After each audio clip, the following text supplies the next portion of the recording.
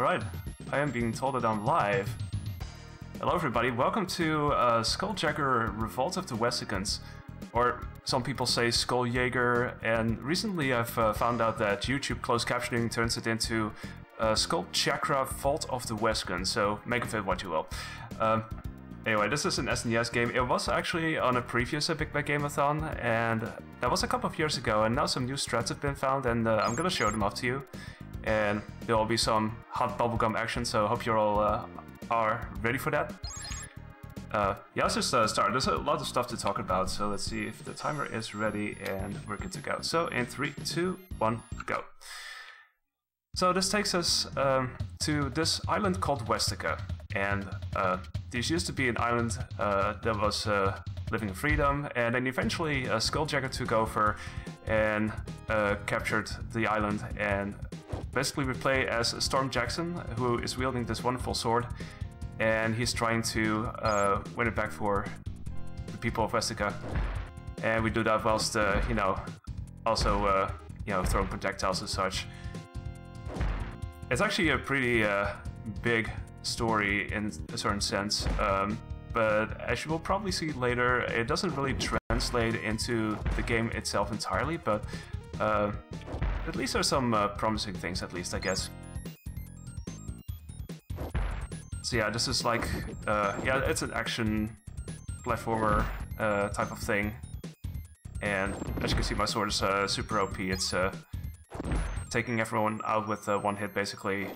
It's a pretty strong sword. It actually belongs to Sküljagger. We stole his sword, just so you know. And Sküljagger is not exactly pleased with us, and he wants his sword back.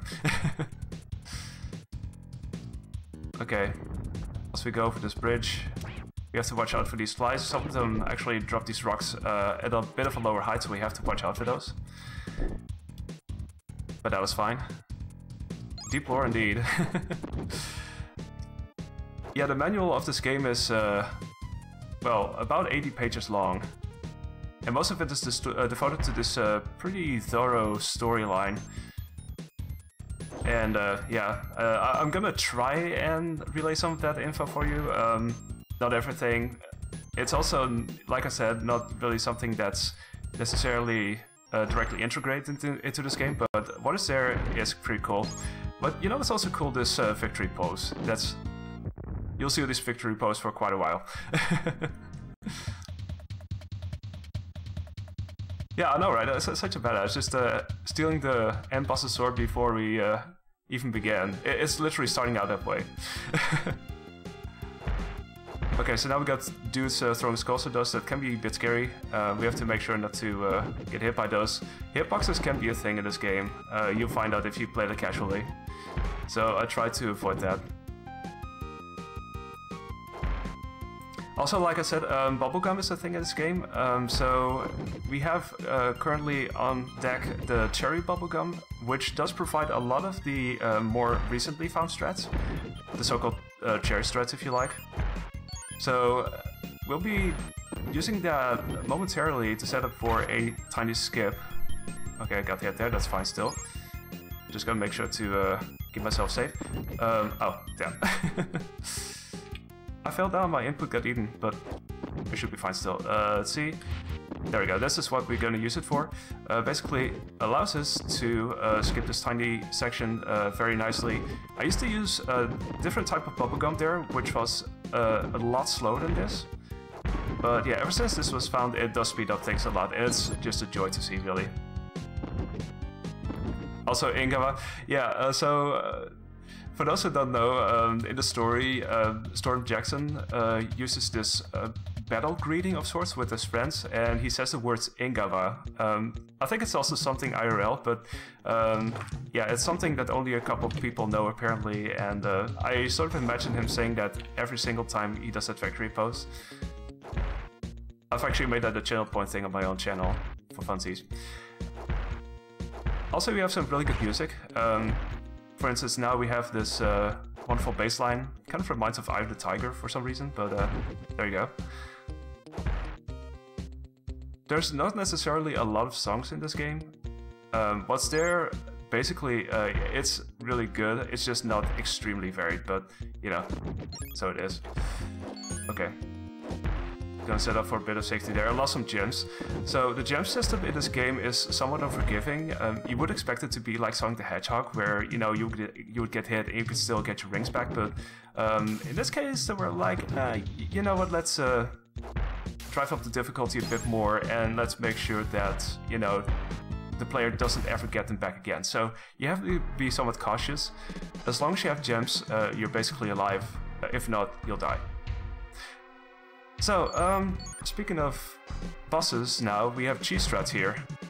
Mainly we use this great bubblegum that I was just talking about, and we're primarily going to use it to defeat Sküljagger over and over again. So, already in the first chapter, we're going to encounter the actual villain of this game. And that leads us to this passcode, Cruel Man, Cruel Bird. And that passcode allows you to start over from the subsequent chapter, in this case chapter 2. And there's going to be a lot of wonderful poetic passwords like that, so it's not the first one. Anyway, so now we're on a ship. This is one of those so-called gem-rolled ships. Some people were introduced to these rats with long tails, and the story calls them snap rats.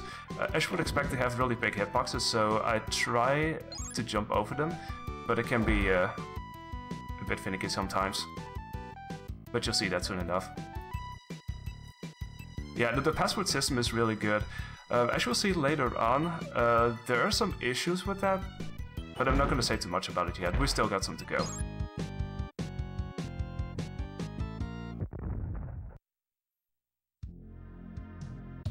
So yeah, basically every chapter has 4 parts. It's basically 3 normal levels and then a boss fight. And so yeah, we go further into the ship now. There's a bit of lore here as well. You see that soon enough. And no, the lore is not pertaining to the lag in this game, because there's a lot of lag in this game, but enough about that. But here's this green mask, and that's actually a thing in the game that sort of refers to a time when the citizens of Westicans were actually free before Sküljagger took over, and they have the so-called Mask Day, which got cancelled by Sküljagger because the sword got stolen. So yeah, I guess we're sort of to blame for it, but anyway, that mask in this game gives you invincibility, and it does so for a very brief period of time. The downside is you cannot do anything else, so you can just run around, be invincible, but you cannot grab ropes, you cannot attack, so that's a downside really, so that's a reason why I don't pick it up. Best day is best day, yep, exactly. True that. Okay, we're outside again. Now we have these coconuts. I have to hit that one because it's hanging quite low, so it's a bit of a surprise coconut there. And also a surprise is these enemies that suddenly appear, like that bat that suddenly spawns in front of you. You can imagine if you play this casually and you see that appear, it can throw you off guard quite a bit. It has a few surprises that way. This is totally fine, no need to worry about this. It looks unsafe, but it isn't. Okay, I'm gonna grab this gem here, because I'm gonna set up for a damage boost.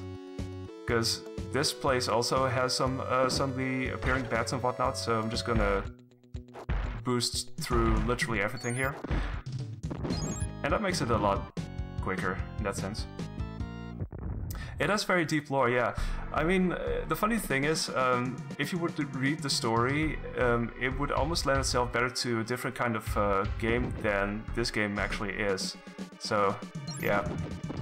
In that sense, it's certainly ambitious, but it also, yeah, is something that could have had more potential in certain ways, I guess. Oh yeah, now we have a big snap rat, by the way.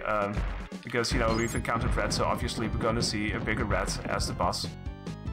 And so we have our next password. Claw is mean dog, and that's a bit cryptic, but it does get you to chapter 3.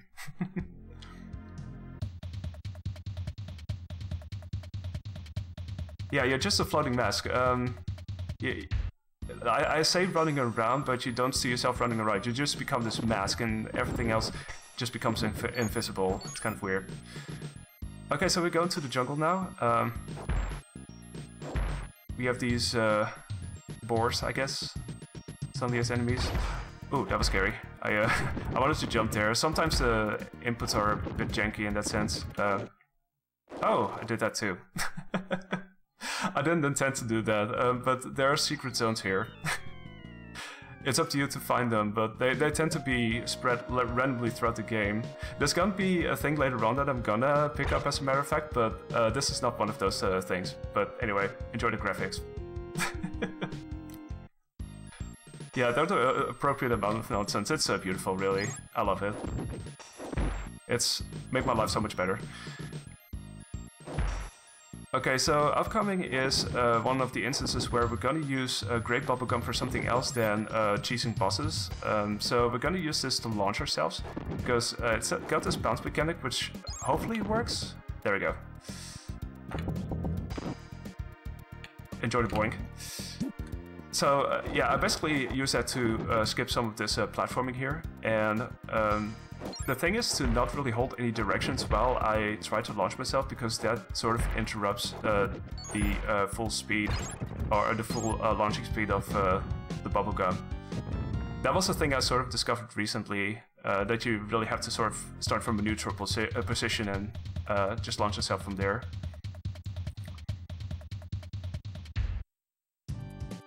Okay, so in this level, yeah, we got another cherry, and we're gonna use that here as well.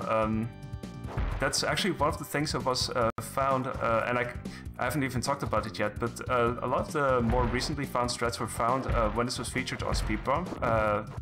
Some of you might know it from Smite's channel, also co-organized by AuthorBlues, and they have these speedrun projects for speed games that don't have a lot of runners, or that could still use up optimization. And this was featured back in December, and I took part in that as well.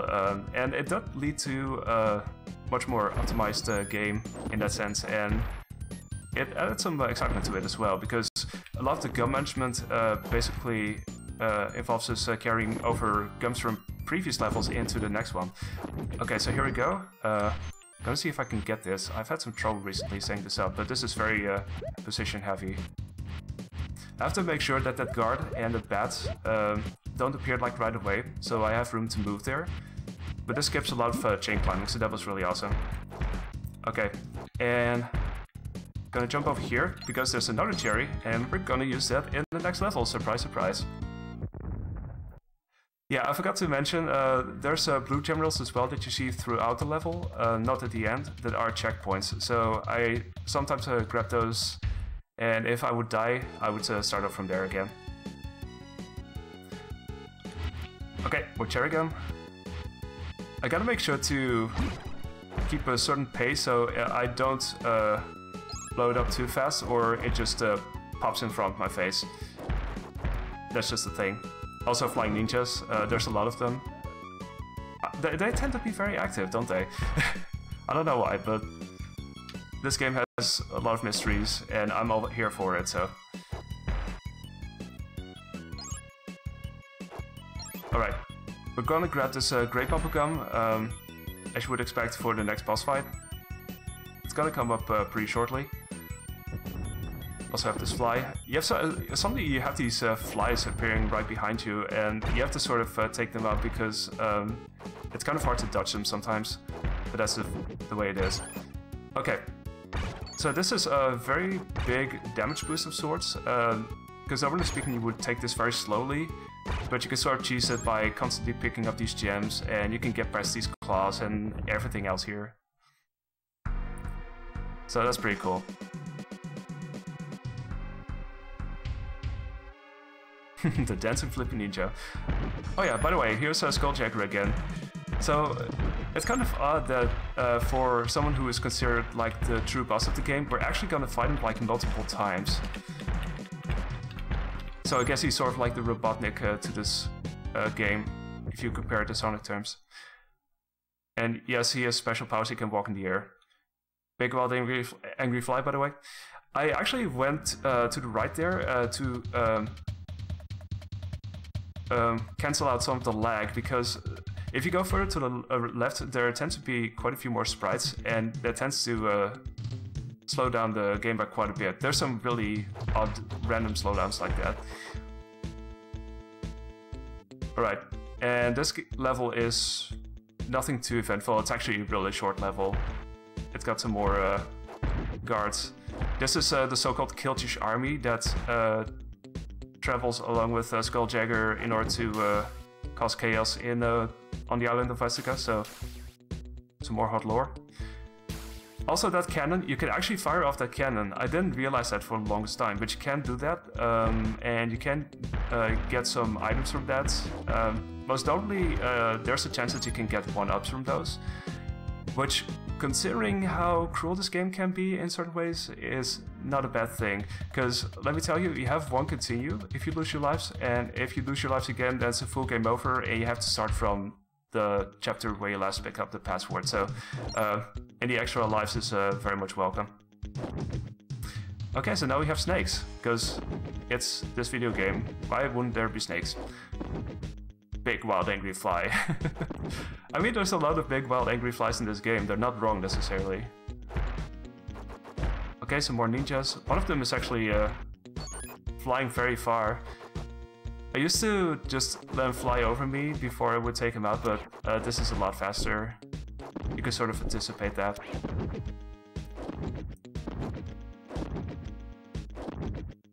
Alright, just going uphill. This is going to be fun, especially with the snakes, because those snakes have the tendency to lie down and try to bite you. They sort of stretch the neck out, and, well, you can sort of see how that works in this context. Also, that fly can be a bit scary.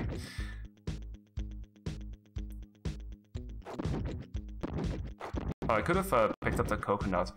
That's actually a strat that I employ sometimes. I use that to kill any snakes that are ahead of me, and it sort of clears the way a bit easier.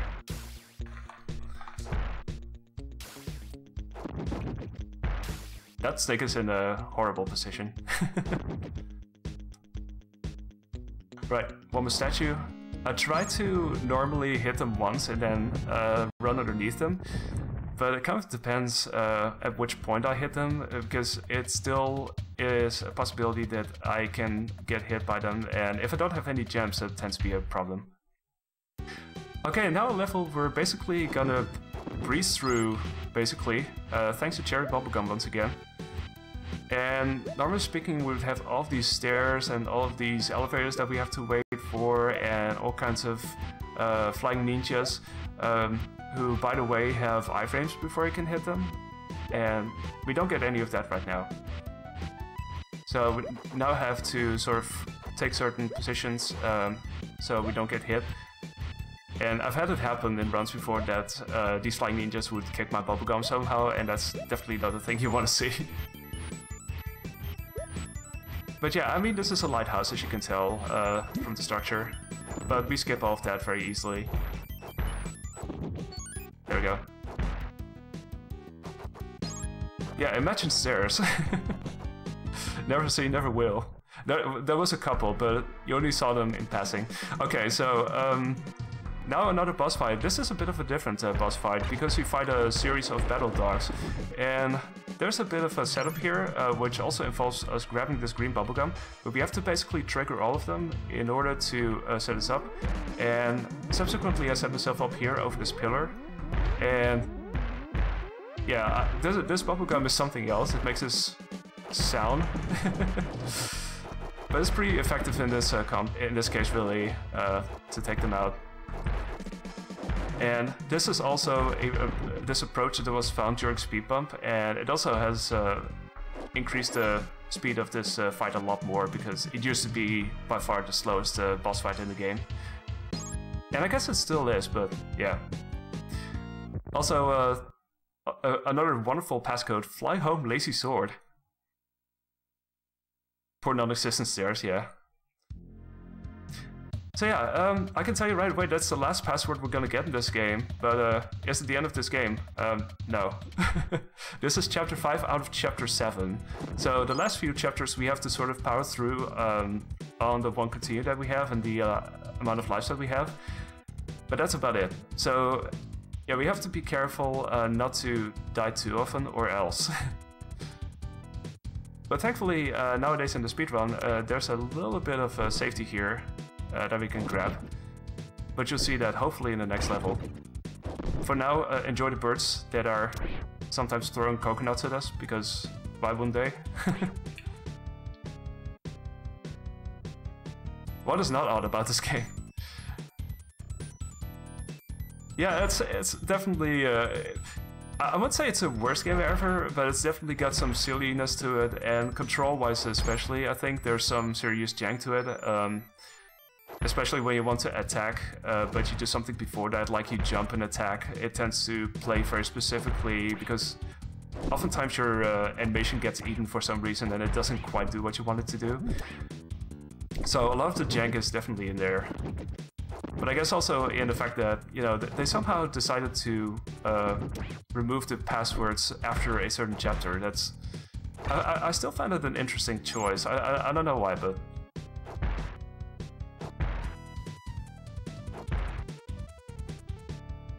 The bird is really trying hard to chase me. Green-backed swallows.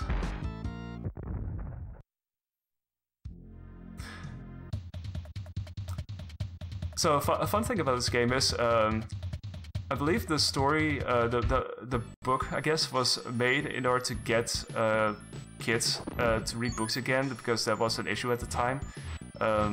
That, you know, people who play games wouldn't be reading books, and this way they were like, okay, let's see if we can get this to happen somehow. So that was kind of the idea behind it. They were also saying that you needed those hints. Well, there's also hints in the manual, and that you need those hints in order to beat this game. You don't necessarily need that. It's relatively straightforward in that sense, but there's some fun to be had if you actually look up the hints. And one of the hints that you will find eventually is something I will do, in fact, because there is a level warp at the end of this level, and it skips a couple of stages, and well, it basically gets us to the next chapter. You'll see that soon enough. This part can be a bit scary, just have to not worry. You remember books. So yeah, at least in that sense also there was some ambition to it, and that's certainly something to applaud, I guess. Okay, we have to go into this hole to grab this cherry gum to get out of here. There's other ways to do this, but they're all pretty slow, so yeah, this is what I usually do. Okay, so I'm gonna set up for the warp, so I hope you're all ready. I hope I'm ready. Hold on. 1, 2, 3, 4, 5, 6, 7. Hold on. Wow, I'm having trouble doing this. Hold on. Let's see. Up, down, L, R, R. There we go. Huh. That took a while, but there we go. That's the warp. Yeah, it's one of those secret zones again, and here you've got a couple of extra lives that you can grab, which is really cool. But most importantly, you grab this rock, and it instantly zaps you to chapter 6. So it's a bit of... It looks weird, and the text fading out slowly is a bit of a weird thing, I guess. Warpless speedruns next.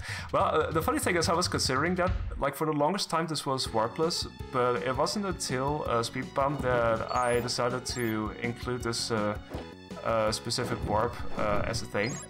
So the thing is, it does only save like 2 minutes, so it's not like a huge time save or anything like that. If there's other warps in this game, which I don't think there are, then that might be a thing, who knows? We'll see. Okay, so now we made it into the lost city of Urnham, and apparently there's a voice inside of this sword that belongs to the former king of Urnham. And he's basically telling us to go here, because there's plasma weapons here, and he's telling us, okay, if Sküljagger finds these weapons, and they'll fall in the wrong hands, so yeah, that's basically why we're traveling to this area. And now we have ghosts and lizards and whatnot. So they do add some new enemies to the repertoire. Yeah, it's a lost city. But yeah, you'll see the plasma weapon soon enough. That's a good point, Shishidar. I mean, maybe they were still here after all this time, who knows? Post-apocalyptic, it might be, I don't know.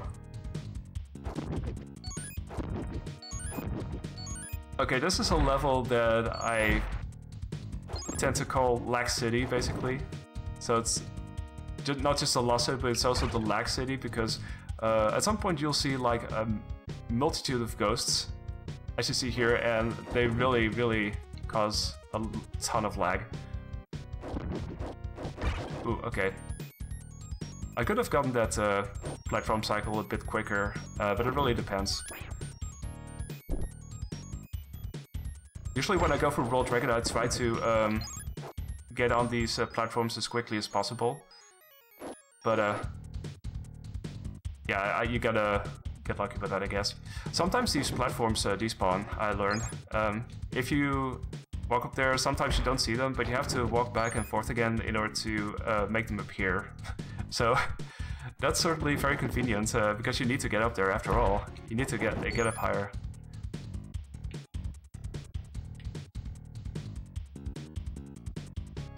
Alright, so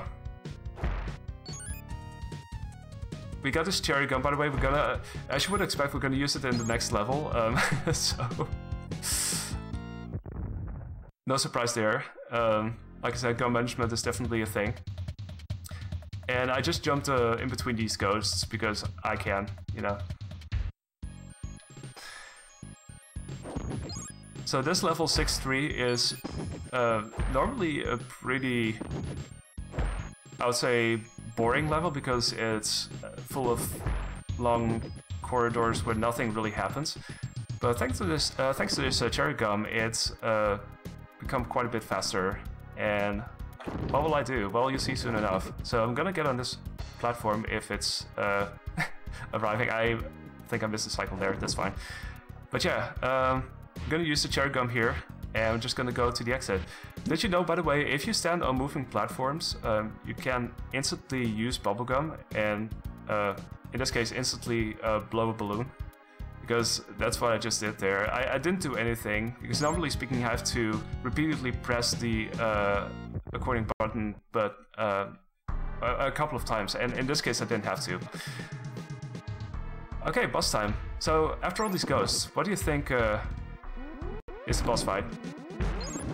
Well, I said that and it appeared already. Of course it's a really big boss, because why not? Spoopy boss. So we basically guide him through the room, just make sure that I deal hits whilst I run away. Okay, and once more. Gotta watch out, as always, for the gem count. But there we go, time for the victory pose once again. Oh yeah, by the way, those were the plasma weapons that you saw in the previous level, and the funny thing is, according to the story, we were supposed to meet Sküljagger at the end of this chapter, but of course it didn't happen, so that's like a deviation, a difference from the story, I guess. So yeah, and now it's time for what this chapter calls the final battle, so we're going back to yeah, away from the city, and we're gonna get a final revenge on Sküljagger. Okay, that was fine. I actually did that cherry strat there to skip most of this ladder climbing, which is a lot slower. Fun fact, you can break your bubblegum by running into the clouds. The clouds are apparently really sharp in this game. So that's probably a good thing to know if you really don't want your bubblegum to be like that forever. This level always felt like a bit of a throwback to the very first level for me for some reason. Yeah, and indeed, as you saw, Chapter 6 didn't give us a password. I don't think there's any passwords either. Like, if you go into the password screen, there is various words that you could type, but I don't think any of them have led to secret passwords for the remaining levels, so it would be interesting to see if there'll be a thing somehow, but I think I've tried it before and I had no success in finding anything whatsoever. So the last few levels are a bit scary. I'm certainly surrounded by everything, really, and everything happens, and it's a bit scary. I'm not sure if I should do this, by the way. Oh, nice. I got that. I have been doing that somewhat recently, but it usually results in me getting hit by that zigzagging fly, so that's a bit of a scary jump there. But yeah, 7-2 and 7-3 are, in my opinion, the toughest levels, especially the upcoming level, because there's a lot of stuff happening, and it's a pretty long level as well. So, especially if you get through it casually, it can be a daunting thing for sure. But we're almost at the end of this level. Bad game, good run. Yeah, I mean, go wild. I would say make up your own passwords and phrases and whatnot. I would say go wild.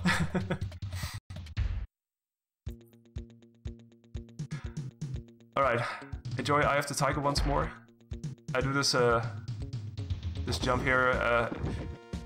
It can be scary. I've had it happen once that I still get hit by that one snap rat, despite me doing this. So it's a bit scary in that sense. But yeah, a lot of the difficulty for me is mostly the flies that suddenly appear and charge towards you. That's a thing that tends to happen very frequently, and especially because there's so many of them, I think you probably feel more tempted to take out most of them, and that tends to be probably more risky in a sense. Oh, by the way, this is the ultimate trick to beating the final part of this game very easily, because this used to be very tense, but yeah. Okay, I'm just gonna wait the cycle. It's possible to do a it's not a frame perfect jump, but there's a very tiny window regardless in which you can jump, so you can make it onto that moving platform like right away. But I decided to wait there.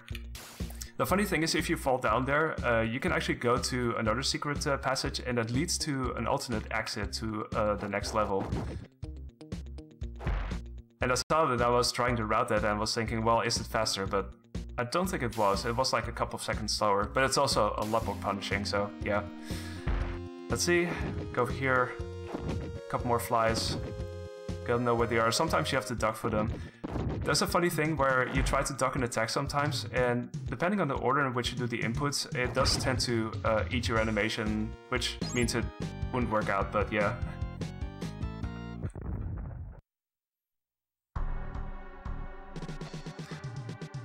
Alright, so the final boss fight is of course Sküljagger, and thanks to the great bubblegum, we now can make this very OP. And yeah, time is of course going to be as soon as I am done with this battle. I can basically let go of the controller now. Let's see, and that's time. Lots of explosions at the end, of course. Alright, and then we have the final text saying, Janglestorm, your amazing skill and bravery have at last freed Westicans from the cruel dominion of Captain Sküljagger. On this fine historic day, watch and triumph as rank upon rank of Killjoy's troops, once the scourge of Westicans retreat across the ocean in defeat. And at your hands, Storm Jackson, Sküljagger himself has suffered the ultimate disgrace. Not only has he been defeated and his empire taken away, but he's been magically transformed into the lowliest creature of all, a rat. And that's actually a thing you see in the game if you wait for a little bit longer. You see Sküljagger turn to a rat and walk away. So that's actually a thing. And they say, celebrate Storm, dance and sing through the streets of Tuskamesh, and we've encountered those streets very often. But be forewarned, even as you celebrate, a rat is making its way quickly through the nighttime jungle, scurrying towards the lost city of Urnham, and its purpose, one can only guess. Dense text scroll. But this much can be said, there may be a time, Storm Jackson, when you'll once again be called upon to save Westicans and the world from a cruel monster named Sküljagger. But yeah, there was no sequel of this whatsoever. They were probably planning it at some point, but they would have had enough for another game. If you would remake this game, it would probably be a different game if you would really be faithful to the story itself. because there's so many things that I didn't talk about. Like Storm Jackson has a couple of friends, and he has a father who gets kidnapped every now and then, and there's a lot of things. And yeah, this is actually, I think this was Deathless also, which is pretty nice. Like this may seem easy, but it's not the easiest game, let me tell you that. There's a lot of roadblocks, and like I said, they're not necessarily generous with continues and such, so you have to power through certain parts quite a bit in order to get to the end of the game. So that's the main thing, really. All right, with that said, that was this game, and yeah, I hope you all enjoyed. It's been fun finally showing off these strats after so many years, and yeah, shouts to all the other runners who've made us into what it is right now, and also thanks for watching. Shoutouts to Big Bad Game-a-thon for allowing me to show this off once again. And yeah, there's gonna be a lot more fun runs this weekend, so stay tuned for more. And I'm not sure what the Game-a-thon was coming up next, but it'll be fun. I'm gonna be signing off and throwing it off to the host again, so have a good one and take care.